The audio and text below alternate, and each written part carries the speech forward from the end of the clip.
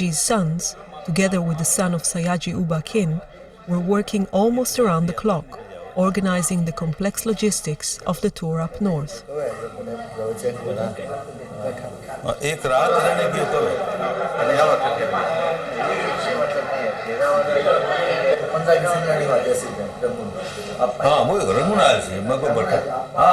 A major help came from the Venerable Bhikkhu Ashinya Nisara, who offered to host the pilgrims in his monastery in the Sagai Hills near Mandalay. From there, they would set out to visit the sacred places nearby. People, when they come from outside, they want to see things specially connected with Vipassana. So they would go to Lady Seattle place, and now, as you say, it has developed so much, they'll be very happy. 50 morning, all of meditators that come to Sagai, they're going to sit and together in the same one place. 1 hour sitting there, meditation, very good. They will get good vibration of Sagai.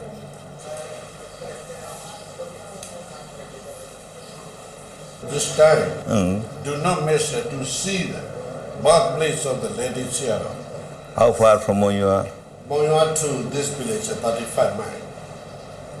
35 miles to birthplace, then you said 35 miles for his meditation place. Certainly, if it can be covered in one day, I go from Mandalay and cover those things and come back. Yeah. Mandalay, because a center has come up there, Bamo Seado's place, center has come.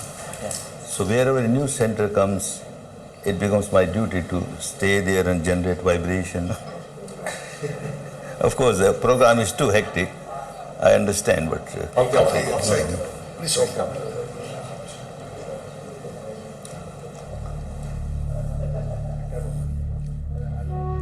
And then, 800 years ago, one name comes up before us, Arhant Dhamma Dassi, Singh Arhant. And being an Arhant, he could see that the northern part of the country, Dhamma is deteriorated. There is no pure Dhamma there. So he decided to go to that part of the country, establish Dhamma there, both Pariyatti and Patipatti. Then it is said he went further north and settled down in the Sagai Hill. Not only Singh Arhan meditated there for the whole life, but he kept on teaching this Dhamma, the Patipatti Dhamma. Therefore, Sagai is also a very sacred place of Dhamma. After that, from generation to generation, from teacher to pupil, that was the center which maintained Dhamma in its pristine purity.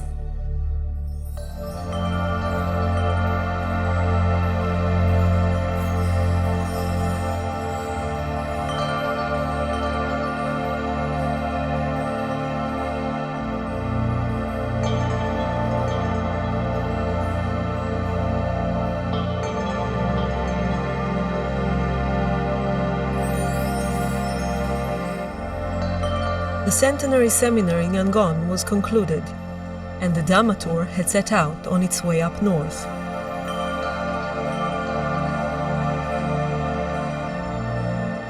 Six buses with about 300 pilgrims made the journey northward to visit Mandalay, Sagai, and the sacred sites in the area. The pilgrims received a joyous and affectionate welcome by local meditators, schoolchildren, and monks wherever they went. This was perhaps the first time the country people had had the chance to greet and host such a large number of meditators from so many countries. The experience was overwhelming for both sides. The hosts were delighted to be able to welcome and serve food to the pilgrims.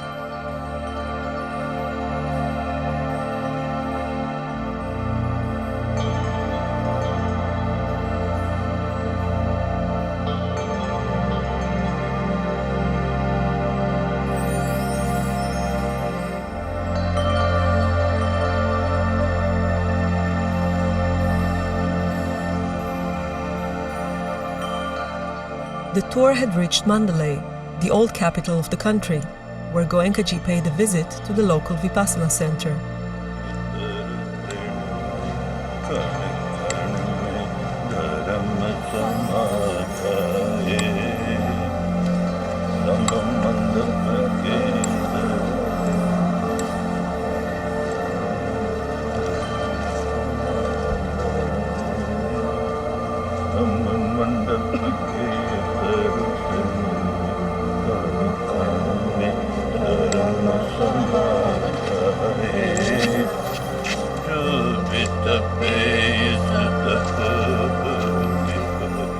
After crossing the Irrawaddy River to the Sagai Hills and spending time as guests of the Venerable Bhikkhu Nisara, Goenkaji and the pilgrims had left for Monywa.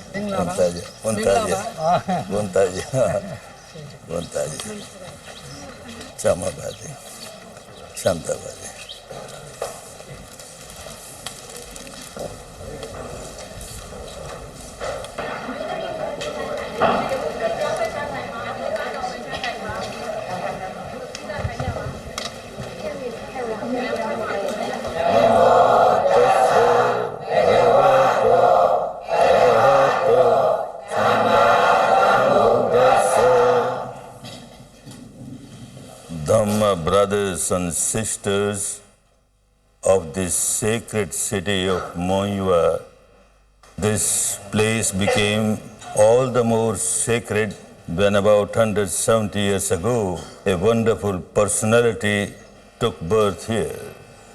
That was my great grand Dhamma father, Venerable Ledi Sayadaw.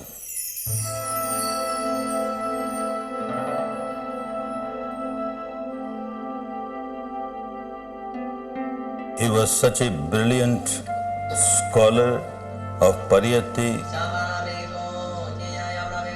and at the same time a great saint of Patipatti. His writings have been giving great inspiration for generations to the people who are interested in Buddha's teaching.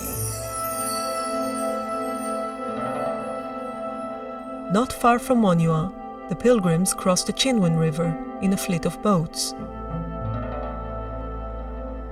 At the other bank, on the top of a hill, was one of the tour's most important sites, the meditation cave of Venerable Ledi Sayadaw. Every evening, after fulfilling his duties of teaching Pali to the bhikkhus at Monywa, the Sayadaw would cross the river and spend the night meditating in his cave.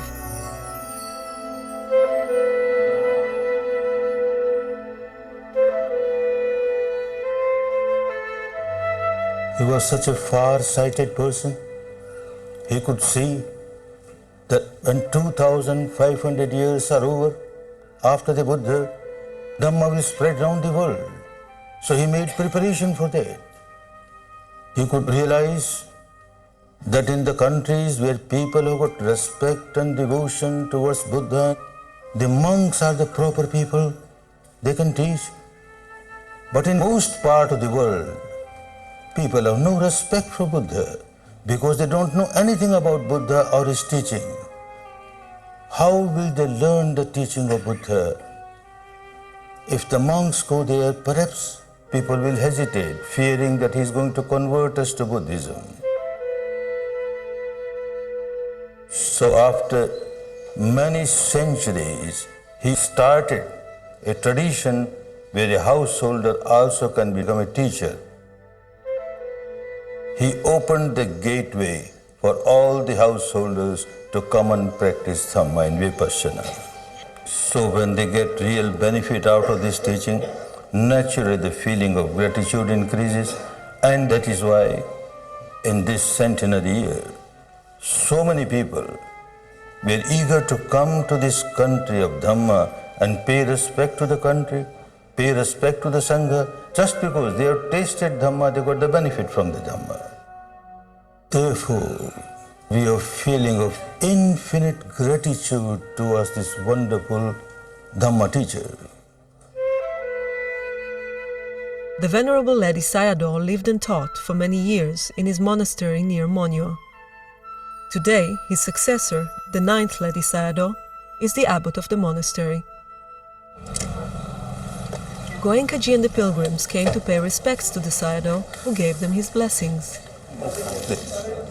The Sayadaw said, "The meeting together of all of us in this great place established by Ledi Sayadaw is like the meeting of long-separated family members.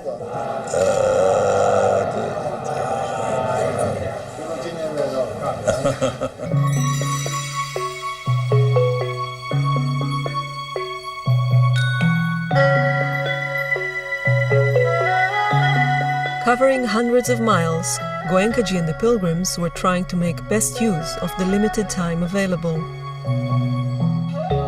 They stopped at famous pagodas, such as the stupa on the balancing rock at Chetio, and places of meditation where past teachers of Vipassana practiced the technique of liberation.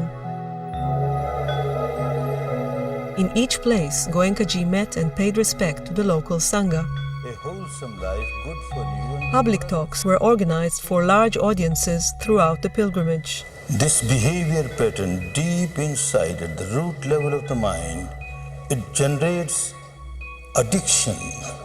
Addiction not only towards alcohol or drug, etc., but addiction towards craving, towards aversion, towards ego, all kinds of impurities. One gets addicted and one keeps on multiplying them.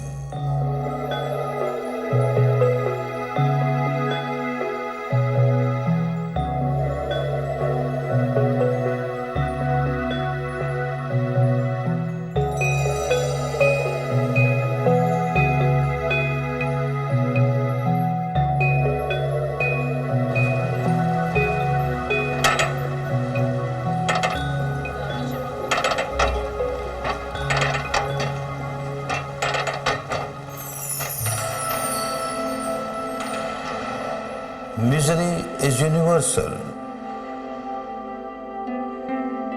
Everyone is feeling miserable. The householders have more misery. Every householder cannot be expected to live the life of householder and become a monk or a nun.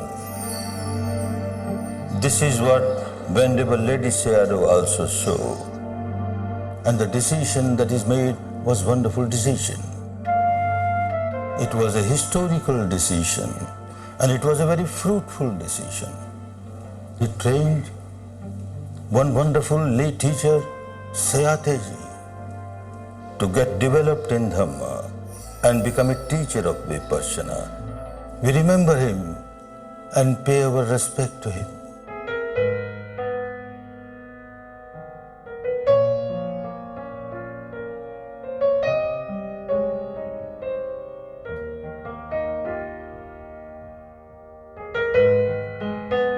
Sayataji was a farmer living in a small village near Yangon.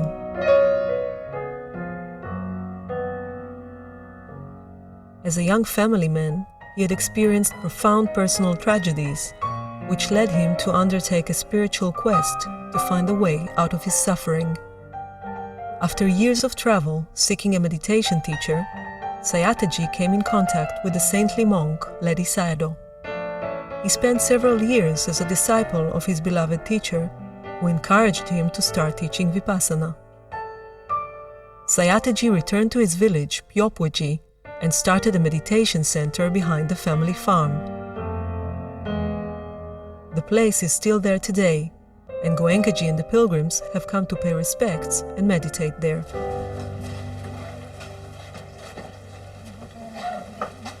Lady Sayadaw's Dhamma vision is becoming true now.